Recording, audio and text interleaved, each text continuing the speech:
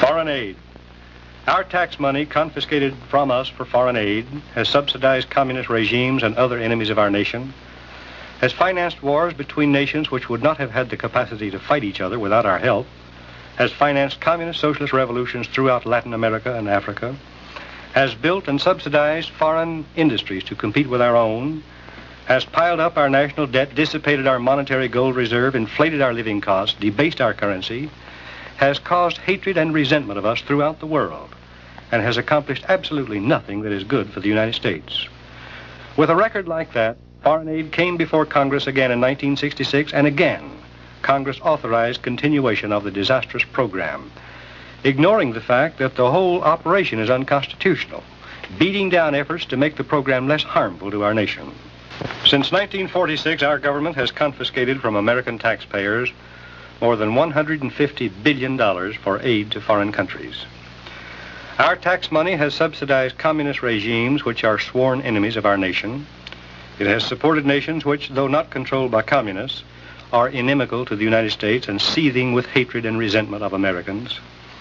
It has financed wars between nations which would not have had the capacity to fight each other without our help.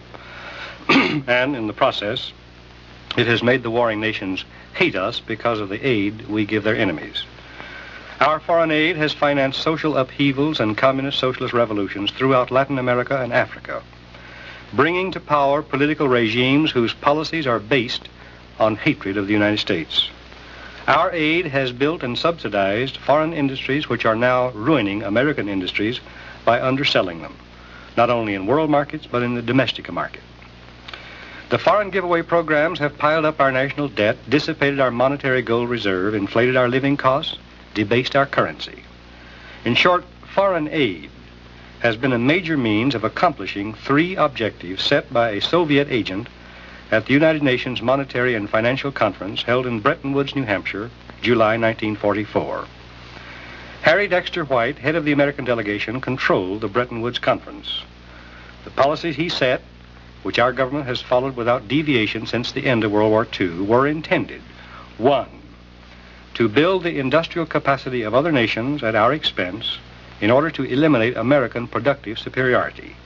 2, to take world markets and much of the American domestic market away from American producers so that capitalistic America would no longer dominate world trade. 3, to strip the United States of the great gold reserve which had made our dollar the dominant currency on earth by giving the gold away to other nations. The Gold Reserve Act of 1934, which made the American dollar irredeemable in gold for Americans, provided that foreign governments, institutions, and central banking systems can redeem their American dollars in gold.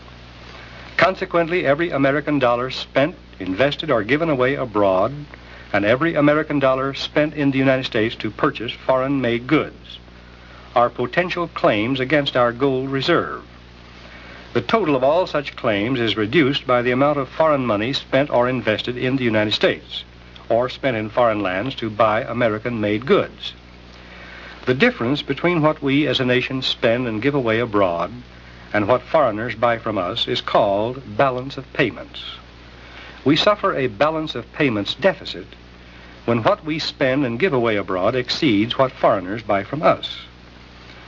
When the Bretton Woods Conference was held in 1944, the United States had 60% of all known gold reserves in the world, and the total of all foreign claims against our gold was relatively insignificant. The annual balance of payments had been running steadily in our favor for almost half a century. Then post-war foreign aid and foreign defense programs began, scattering the savings and salaries of Americans all over the world. Soon we were suffering a balance of payments deficit every year. Today we have less than $13.5 billion in our gold reserve, and foreign short-term claims total more than $30 billion. Nations receiving our aid have cashed in their surplus dollars at the U.S. Treasury, taking a total of $12.3 billion of our gold reserve, leaving us technically bankrupt, holding less than half enough gold to meet all existing foreign claims. We are now at the mercy of the foreign nations to whom we have given aid. If, with the dollar holdings we have given them, they should make a run on our treasury demanding gold redemption, we would be in an actual state of bankruptcy, a nation with worthless currency, closed factories, massive unemployment. All of this is a mere indication of the harm that our government's foreign aid programs have done to our country.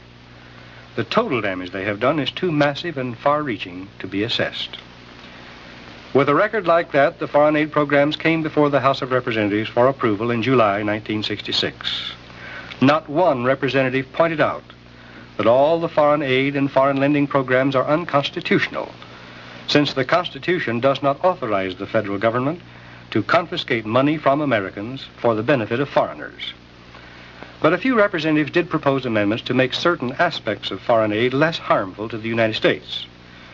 Representative Edward Derwinski proposed an amendment to reduce Alliance for Progress funds from $850 million to $750 million, pointing out that the program has done more harm than good, saying, quote, "We have heard the argument that the Alliance for Progress has brought countries in Latin America into the 20th century.